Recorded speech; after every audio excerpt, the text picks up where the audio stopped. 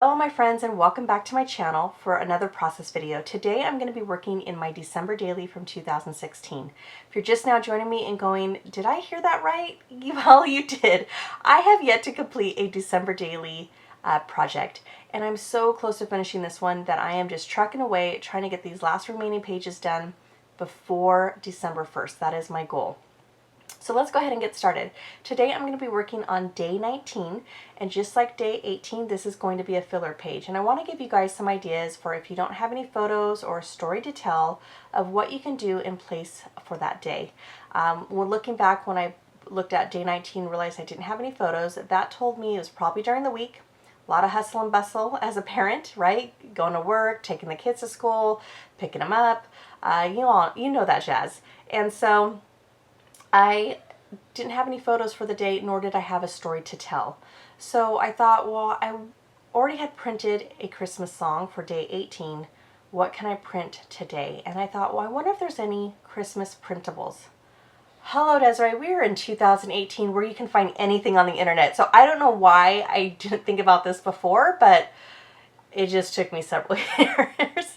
And so I printed a Christmas list. Now the original one is with Santa, so like I told my daughter, I had to look at the photos for that Christmas to see what she got, and that was pretty much probably what she asked for. So she ends up filling this out later on. So here I am. I found one that fit the mood for my album that I'm working on.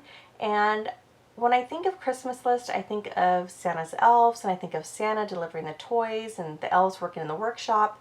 And so I looked on the sticker sheet, and I did have a present and I had an elf, and I decided to go with the elf. And then in order to make it a little bit more interesting and not looking so flat, I'd added some dimension underneath or behind that elf sticker. Now there was a branding strip that I did show you earlier that showed, I believe it was maybe the website where I got this from, but all I did was take a phrase sticker and covered that up. So there it is. I added the number, and that is it for that day. Now I did add some reinforcers on the behind that cardstock, or on the back of that cardstock, and that is just using American Craft makes these punches, and they're tab punches, and then with each tab, because it's a different style, you can also purchase stickers separately. And all I did was just add those, or bought those stickers, added it there, so that way it's a very hard plastic, so that way it would hold up while people were turning the pages looking throughout the album. So now I'm working on day 20, and day 20 is the day of my kids' performance. It was their Christmas performance where they're singing songs. And so I have only this one photo of them right before we walked into the building, and I hand them off to the teacher. And I didn't want to do too much to the photo, just for the simple fact that I really wanted the focus to be on the photo, not what I had around it or anything like that. So I did want to put the title Showtime because, you know, they are going to be performing. And so I'm just using some old Chatterbox stickers that I literally just found while I was going through my stash that I have yet to even use. So they're just white basic font stickers, and they come 2 different sizes on that sticker sheet. And then as I'm putting the title down, I'm realizing it's just missing, I just want a little something else. So I go back to that sticker sheet, and you're going to see me here in a minute put down a snowflake, and that was just the perfect touch for that photo. So now on the back of the printable of that Christmas list, I wanted to kind of dress that up a little bit. So I wanted to cover up where the tab stickers were. And I went through my stash and found this scrap piece of paper. It's just pink, really thin. Oh gosh, it's really old, not really considered pattern paper.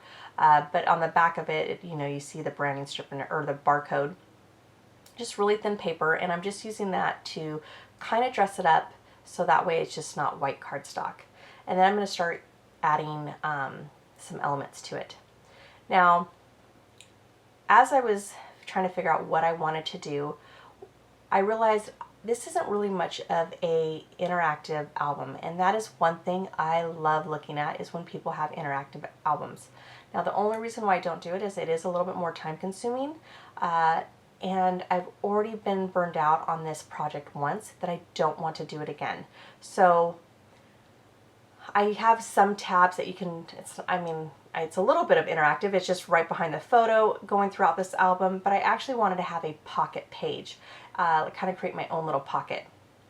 So to me, I felt like I was kind of stepping it up a little bit more, but without too much of a burnout, if you know what I mean. And so I found this paper by Crate Paper. It's I want to say the Fa La La collection. It was from last year.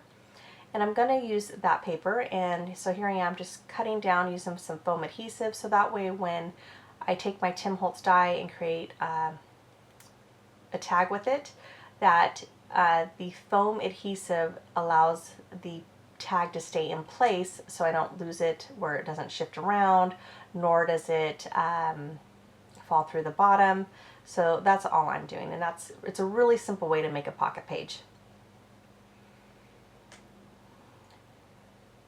Now when I'm flip this over, I'm going to realize that it's just, what else am I going to do? Because I didn't want it just to be a pink piece of paper with this one pocket.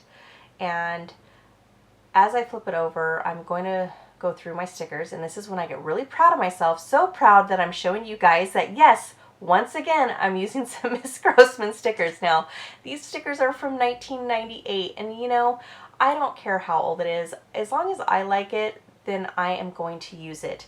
Now, the reason why I love these stickers is, one, you don't see intricate stickers anymore. Usually it's very odd shape, it's very bulky kind of, it doesn't have a very intricate cut to the stickers. And that's one thing that I like it about these ones right here. And they're foil, which foil is huge right now in the scrapbooking world. So dates never, or the time frame that these were made, you know, seeing that they were made in 1908 does not bother me. However, I love to look to see when it was made, because it kind of just is like nostalgic for me. It brings me back to 1998, and I start thinking back when I was, you know, how old I was. I was probably, I don't know, don't even want to think right now, but 22, I think. And just what was I doing at 22? And oh my gosh, the music at 22, where was I working? So for me, like I said, it's very nostalgic. That's why I always put an emphasis as like, oh, this was made in 1998, because I just like to think back then. So here, after I got done doing that, I used the same letter stickers to title that page as well. And it's The Sounds of Christmas, because I think of Christmas music, and with that also kids' performances. And so that is going to be the title for that page as well. Now, I wanted to dress up that pocket a little bit because I felt like it was kind of boring. So, not boring.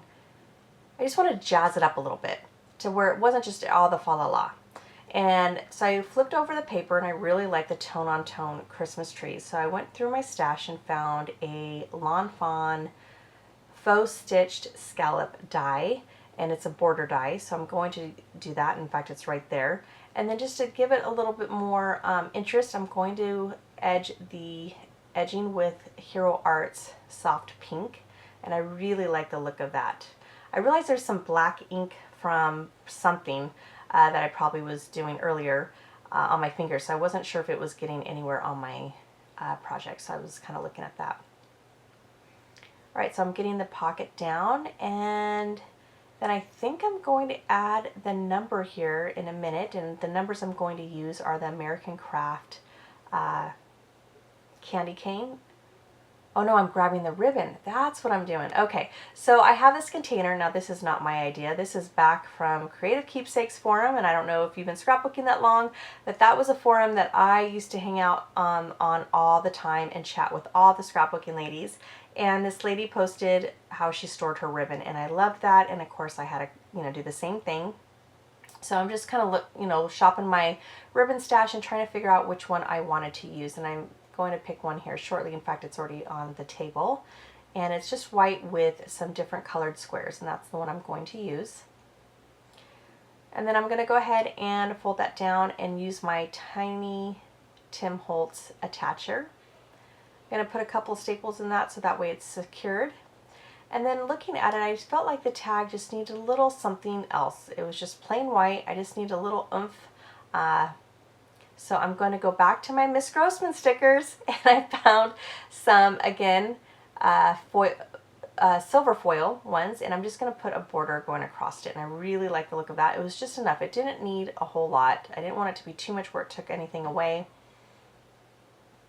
And then there it is. And then now I'm going to go ahead and put the number on the pocket, and it's going to be from American Craft. Those are the candy cane chipboard thickers. They are separating, so when I tried to peel off the number, part of it stuck to the sticker sheet, so I had to kind of put it back together again, kind of like Humpty Dumpty, right? Just using some tacky glue. And then I believe that's it, right? No, it's not it, because I got to finish off the right side, Desiree. All right, so now I'm looking through my stash, and I had this Cocoa Daisy. It was from a planner kit. It had a couple pages in it, and I really liked the candy cane stripes, and I felt like it matched with the left-hand side. So that is what I'm going to use. And again, I just try to have symmetry and have balance. So whatever's on the left-hand side, I try to bring it to the right-hand side as well. One thing I did want to do was mat the photo. So I used some white cardstock that I had actually used gesso on, and I just didn't really like how it turned out. I think I was trying to figure out if I like clear gesso versus white, and so I have a whole bunch of cardstock here in my stash that I have done that before, or have used, and haven't actually used the whole 12 by 12. So I just use that as scratch paper. Once I matted that photo, I'm really liking the look of the candy cane paper with that photograph. Now, again, I felt like something was missing, but again, I don't want to add anything on the photo. So I end up pulling out my tab punch, and I'm going to bring some green to that side. Now, is it... No, it does match. That's right, because I'm looking on the other side of where the elf's hat. So it is a green that matches with the letters A and L in the Fa La La. And I'm just going to add a punch to it, and I'm going to punch out 2, and here's why. I'm going to take my tiny attacher and I'm going to staple that down, but then on the back side I don't want the staples to show, so I'm going to flip the paper over and just glue it down, so it's going to be the candy canes on the back side. And then that's pretty much it. I'm going to take that roller date stamp. I'm going to find one quote that I liked, because I didn't really find any in the stickers, and I'm just going to have it say, "Oh, what fun." And that is it. The paper on this side is actually fitting, because the next story is going to be the Christmas ornaments that I picked out this year. This is the first time I ever did that with the kids. Usually I let them pick out their ornaments for the tree, and I'm going to talk about that story here for day 21. And that's it, everybody. Thank you so much for joining me. I hope you enjoyed this process. If you did, if you don't mind giving me a thumbs up, and if you're new to my channel, I would love to have you here. So go ahead and hit that subscribe button and that notification so you don't miss out on any future videos that I have up. All right, everyone. Thank you so much, and you have a wonderful evening. Bye.